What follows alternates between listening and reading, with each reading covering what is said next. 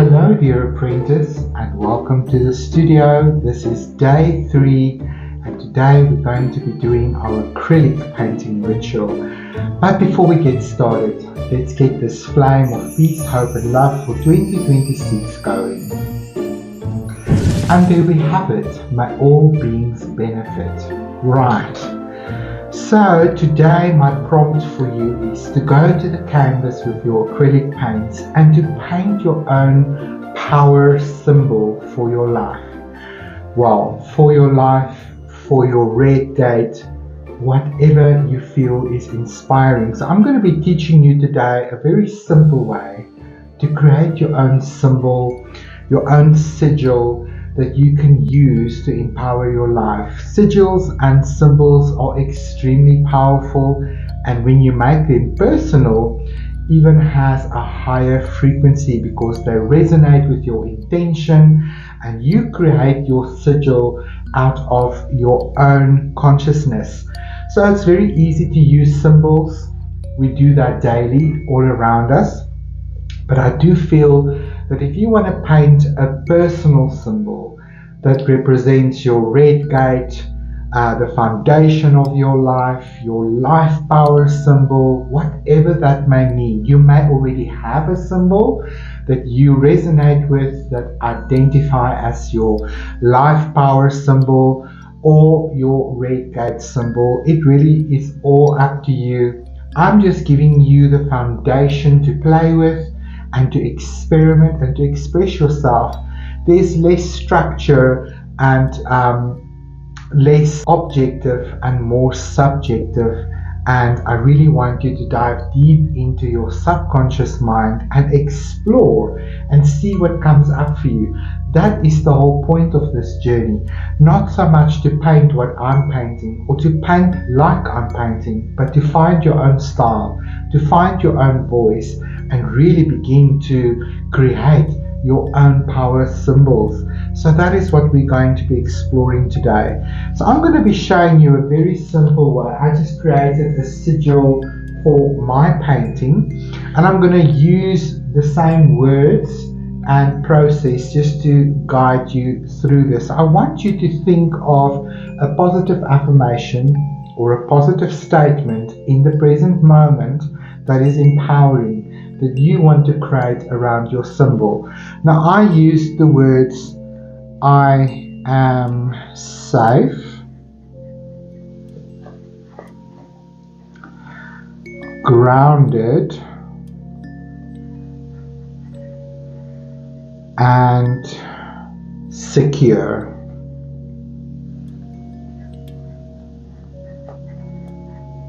So that's the statement I'm going to use.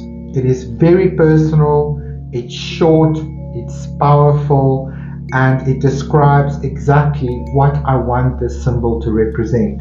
So don't make it a long paragraph or a sentence. You can start there if you just want to get your thoughts together, but then try to condense that to a very basic, simple statement that encapsulates your intention and energy.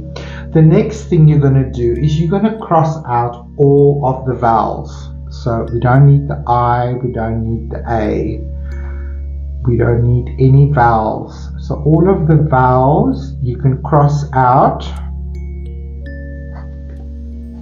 Right. So now I want you to write down the consonants of this statement that is remaining. So we have an M, we have an S, a G, an R, an N, a D, there's another D. So when there's a double, then cross out the double. You only want to repeat each consonant once, okay? There's an S, we already have an S, so you can scratch that one out. A C, okay, we've got a C, we cross that one out. And then last we've got an R, we already have an R in there. So we've now crossed out all of the letters out of our statement and we're left with the consonants in sequence. Okay, so that's going to become the foundation of the sigil. So now I want you to just draw a circle. Doesn't have to be perfect, it's just to represent the alphabet. And we're going to begin at the top with A, B, C, D, E, and write the entire alphabet down, going around in an anti-clockwise manner. In a clockwise manner. Please forgive my dyslexic brain. You guys know by now that sometimes I mean the opposite, so I clarify as I go.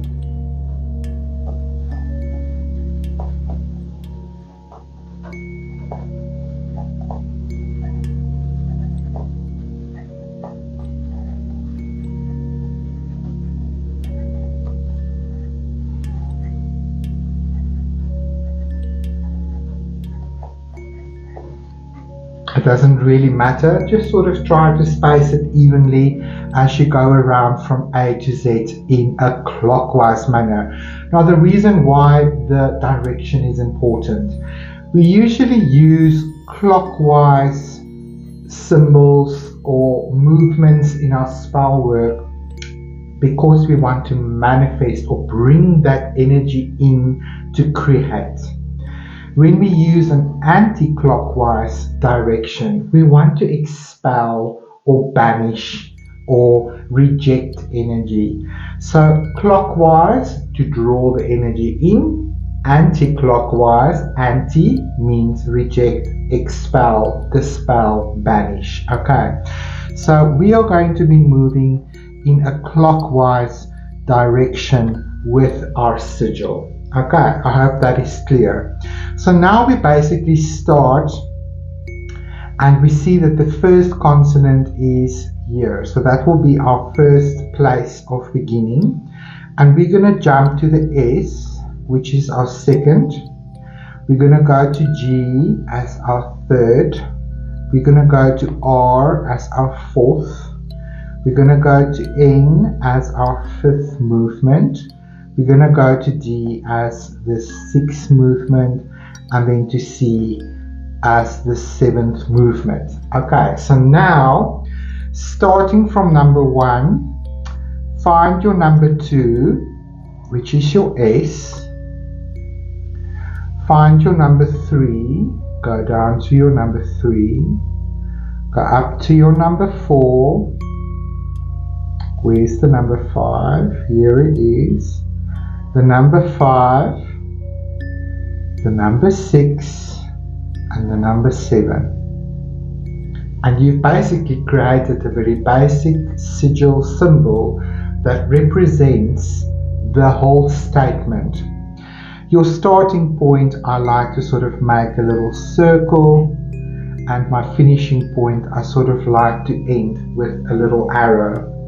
So if we draw this now without the alphabet, we basically get a beautiful flowing kind of sigil that we can use. Maybe you are now free to add any elements, any other further symbols to clarify the symbol that you're going to have. I'm going to add an arrow all the way down to talk about grounding, as above, so below. This is what I am manifesting in my world. I also like to place it in a circle of some sort. It doesn't have to be a complete circle. It can be a broken up circle. You can maybe erase elements and say, okay, I don't want a full circle here. I only want like 2 half moons or something like that. The design further is really up to you. Maybe you like that vibe of a slight sort of crossover symbol there. Could maybe make these 2 little moons. Just be creative and inspire yourself with how you're going to design your own sigil based on the statement that you are making. And when you've designed your sigil, I will meet you at the canvas where we're going to play with acrylic paints. I want you to use white and black, any deep, rich browns and of course reds.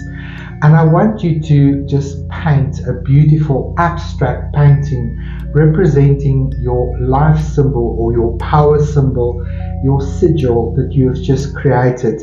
I want you to take it to your canvas, but here's a little bit of a prompt extra. I want you to try and bring in a palette knife, if I can find one. Got all my plastic ones here. Whatever palette knife you have, my palette knives are up there.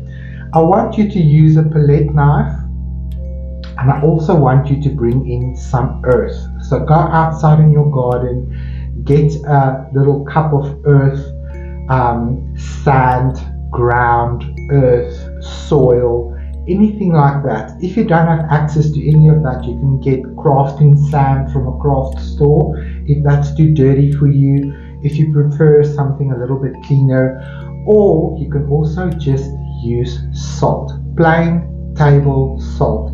That's going to give you beautiful structure, beautiful texture, a bit of grit, and you're going to use your palette knife to construct this painting. Obviously you can use anything at your disposal. You can use any brush, any color, any shape. There is no restriction. I'm just trying to give you a little bit of a parameter and say, okay, within these parameters, try to create. I think that sometimes it's easier to be creative when there are clear boundaries. What is it exactly that we are doing? And once we understand that, then it's very easy to plug into our creativity and allow that creativity to flow. And ultimately, that's the whole point of this whole 47-day journey, is to really recognize that there's no such thing as creative blocks.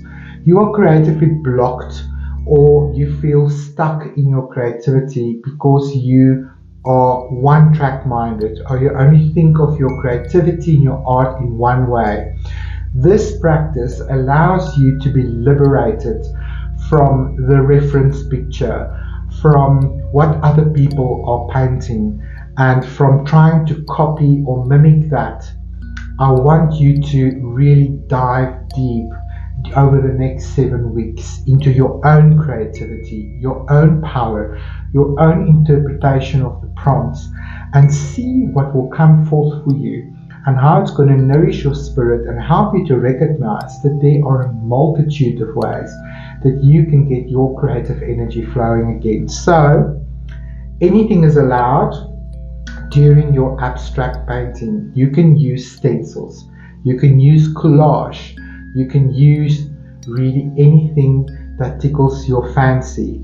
But I want you to create a piece that when you look at it, you recognize your power symbol that is really related to the red gate of your Garden of Eden. And I want you to try and bring in some structure and form with a palette knife. Maybe you're familiar with a palette knife, maybe it's the first time for you. It really doesn't matter. There's no right or wrong. But that little bit of restriction will sort of allow you to work in a different way than you normally would. In the end, I want to see beautiful values. That means I want a nice balance between the light and the dark. I want to be able to see contrast. I want to see texture, and I want to see movement. So you can allow yourself to express this in any way, shape or form. I'm going to take you to my canvas and I'm going to show you my version of this prompt. It doesn't mean that you should copy me. However, if you feel guided to start there, that is absolutely perfectly fine. That's why I'm here for you. But I do want to challenge you to interpret your symbol in your own way, and do go ahead and create your own symbol. It's really a simple way to do this, and once you've done this once, you will know exactly how to create your own sigils for your magical practice. So I'll see you at the canvas.